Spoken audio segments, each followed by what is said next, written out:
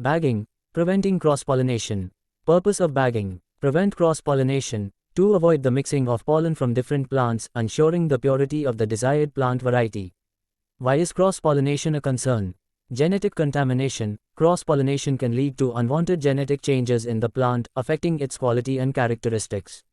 Loss of desired traits. Cross-pollination can result in the loss of desirable traits in the plant, making it less valuable or useful. Examples: apple trees. As mentioned earlier, bagging apple blossoms prevents cross-pollination with nearby apple trees of a different variety, ensuring that the next generation of apple trees retains the desired traits of sweetness and crisp texture.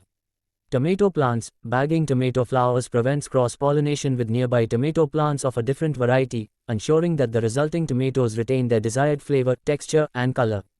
Orchids. Bagging orchid flowers prevents cross-pollination with nearby orchids of a different variety, ensuring that the resulting seeds produce plants with the desired characteristics, such as color, shape, and fragrance. Best plants for bagging. Hybrid vegetables. Bagging is essential for hybrid vegetables like tomatoes, peppers, and cucumbers, which are bred for specific traits like disease resistance, flavor, and texture. Fruit trees. Bagging is crucial for fruit trees like apples, pears, and cherries, which are propagated for their specific varieties and characteristics. Ornamental plants. Bagging is useful for ornamental plants like orchids, roses, and lilies, which are bred for their unique colors, shapes, and fragrances. Herbs. Bagging is important for herbs like basil, mint, and lemongrass, which are grown for their specific flavors and aromas. How to bag plants. Use paper or cloth bags. Use paper or cloth bags that are breathable and allow for air and light to reach the plant. Cover the flowers. Cover the flowers or blossoms with the bag, making sure to secure it with a twist tie or string. Remove the bag. Remove the bag after pollination has occurred, usually after 1 to 2 weeks, to allow for seed formation and fruit development.